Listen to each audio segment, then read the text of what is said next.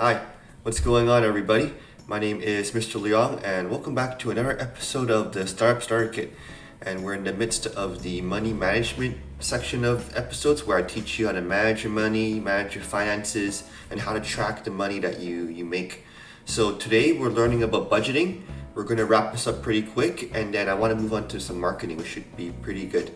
Now, budgeting is really essential for not even just a business, but a regular person as well. Just to make sure that you manage your finances, that you have enough money to save you for the rainy days. And I'm going to show you a little bit of a cartoon, which I made, and this will help you to explain what budgeting is. So let's take a look, and don't forget to subscribe and like my videos, and let's begin. Let's go back to your youth time shopping at the mall with an allowance. Your parents have given you $50 to spend, and the mall has a lot of different shops and services to peruse. So you have to best decide how you are going to spend that $50. Are you going to eat, watch a movie, go to the arcade? There's a lot of different options to satisfy the limited resource, money, which is why we have to be really good at making decisions about how to spend our money.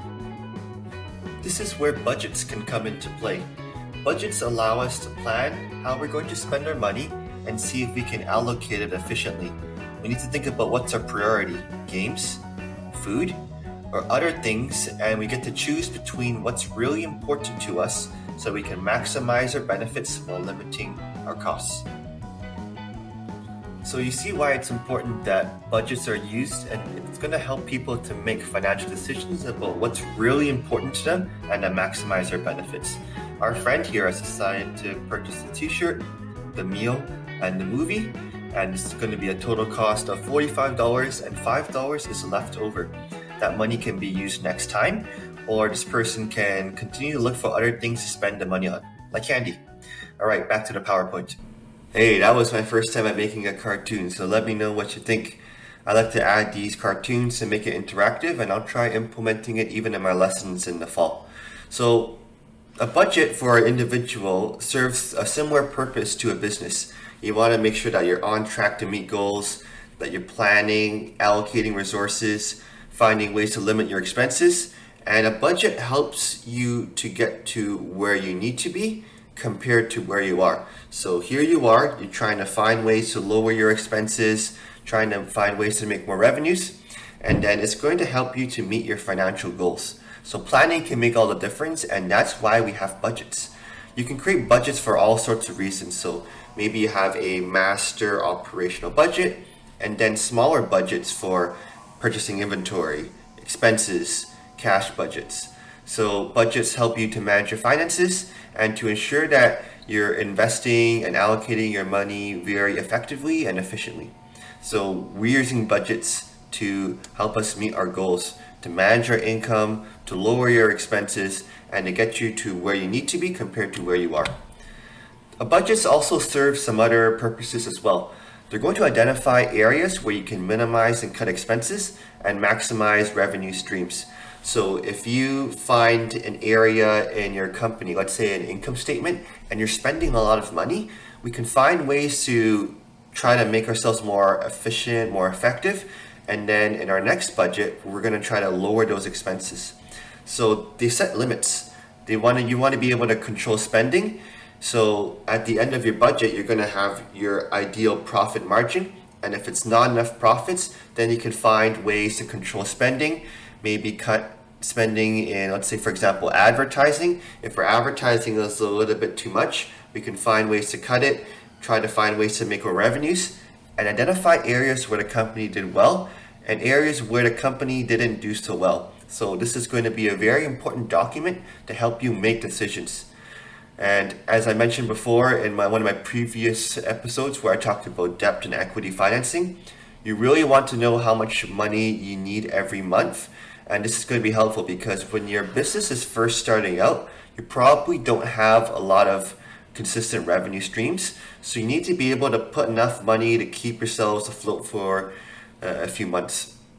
So by drafting a budget, this is going to help you to figure out, okay, if I need this much money in July, August, I'm going to plan out my revenues, estimate my expenses, and do all those calculations and draft and see how much money you need every month. So I'm going to do a little bit of a demo with Excel and show you how I budget for expenses and revenues, and let's begin.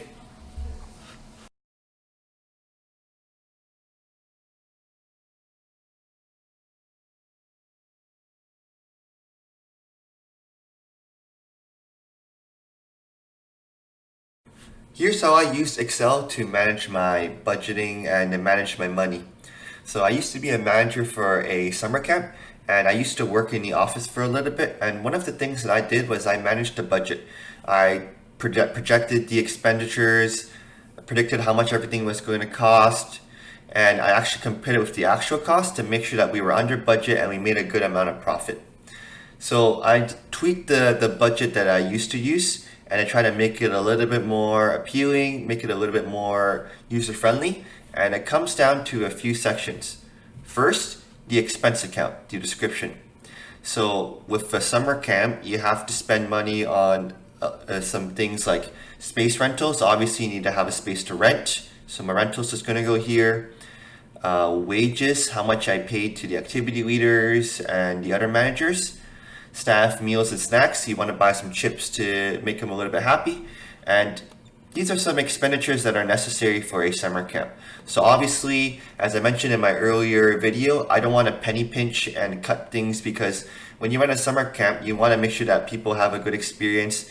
And often, in order to make money, you have to spend money. So you want to spend money on things like lanyards. You want to have that branding. I'm wearing a summer camp t-shirt right here, so I spent a little bit of money on t-shirts. A PA system is really necessary because you want to make sure that you project the instructions. You want to have memory books, were sort of these books that you got people to sign, and they were a great tool to help students remember the summer camp. Sports equipment, yes, you want basketballs, volleyballs, have them properly labeled. And this was an area that I wanted to cut because if I'm spending money on basketballs every year, I find it kind of a waste. So it's important to label it and then make sure that we don't have to spend money on this every year.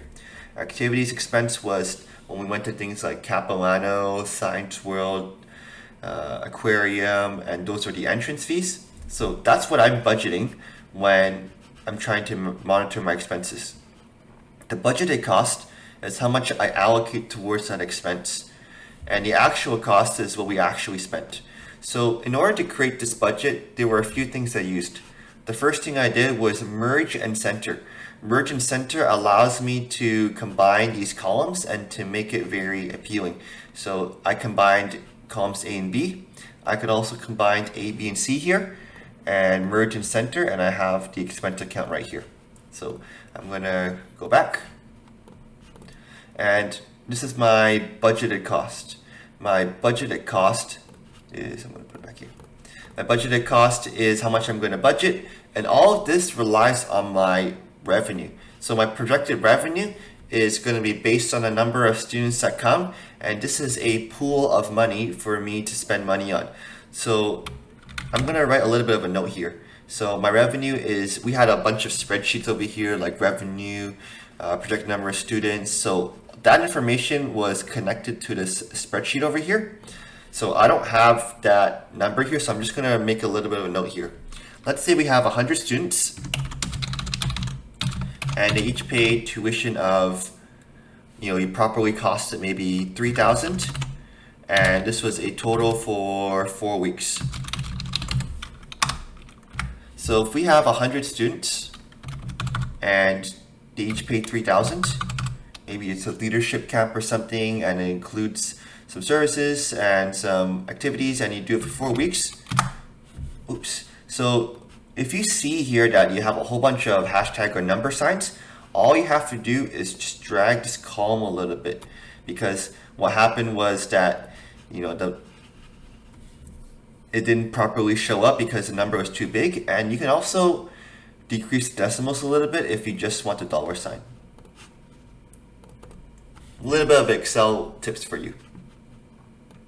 Drag it a little bit here, and that's my projected money. So that's how much money I have to spend on various things. So if I'm looking for a space rental, I obviously can't get a space rental that's going to cost like $1.5 million because that's going to be way too much. See, I'm already not making any money. So I can also decrease my decimal a little bit over here. And you can spend the entire day just making a budget.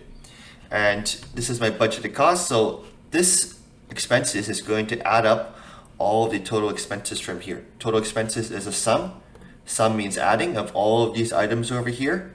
That's going to be my total expenses over here. So I'm going to try to find a rental that is also good, but also saves me a little bit of money.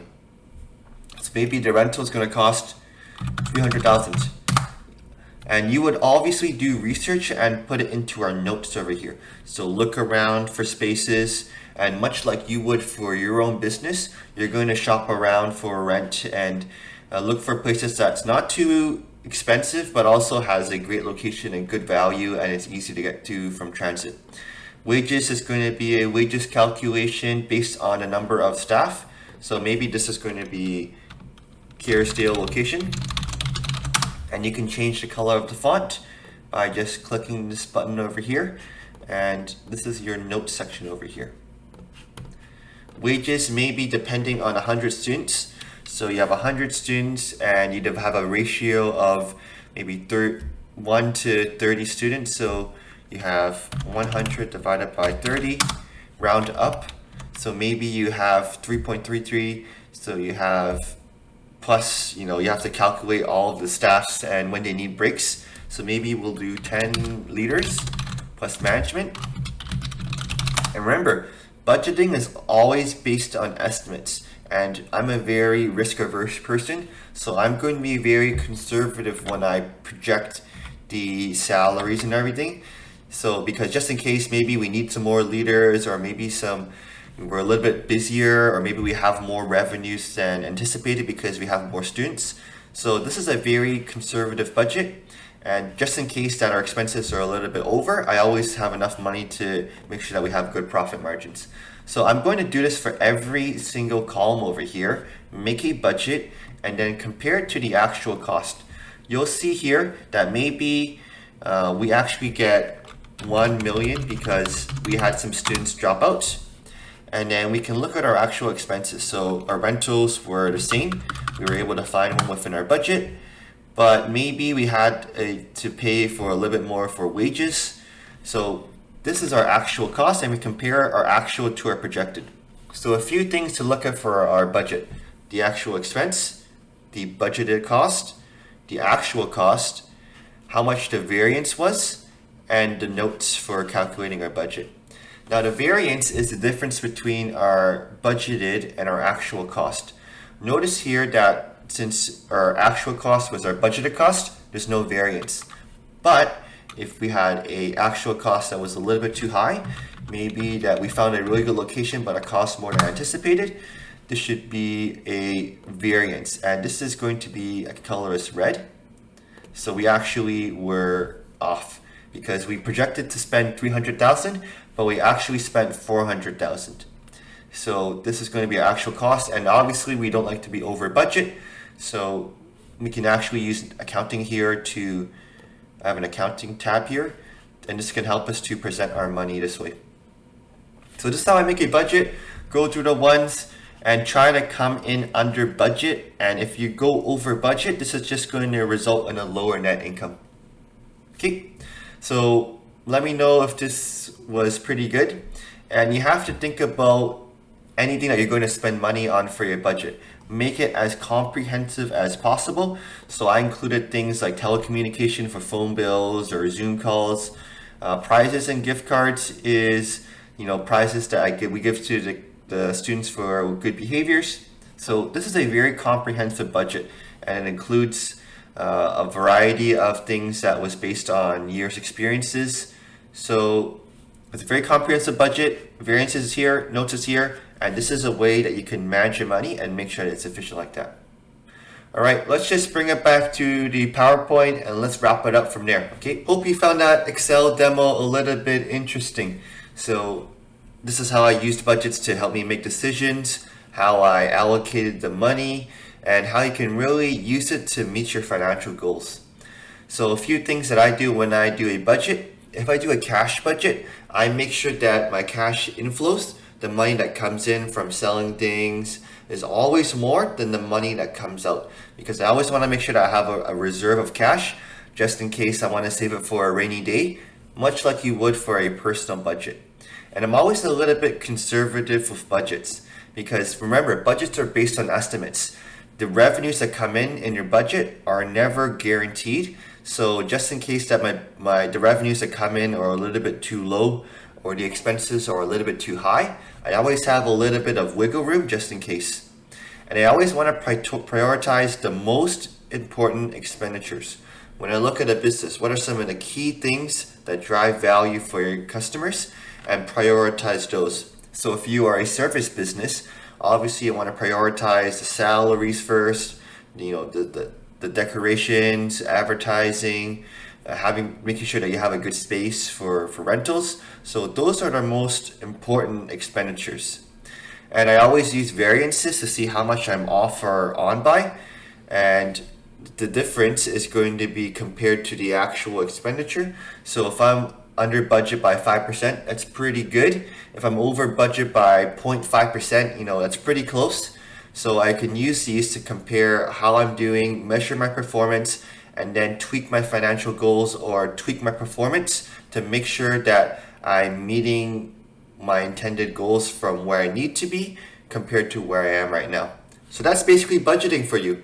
It's much like personal budgeting, and it's used to help you make sure that you're financially sound and to help you manage your money. So I hope you enjoyed this episode, and make sure to like and subscribe for some more content. And I think we have about a couple more of these financial management sessions, and then we're on to marketing.